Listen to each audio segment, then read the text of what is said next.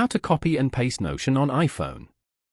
To get started, first of all, open up the Notion application on your phone.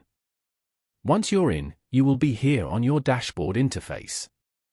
Now, open up any file that you want from here. For example, I will open ASMR. Once you're here, just tap on the file to start typing and type in your desired text.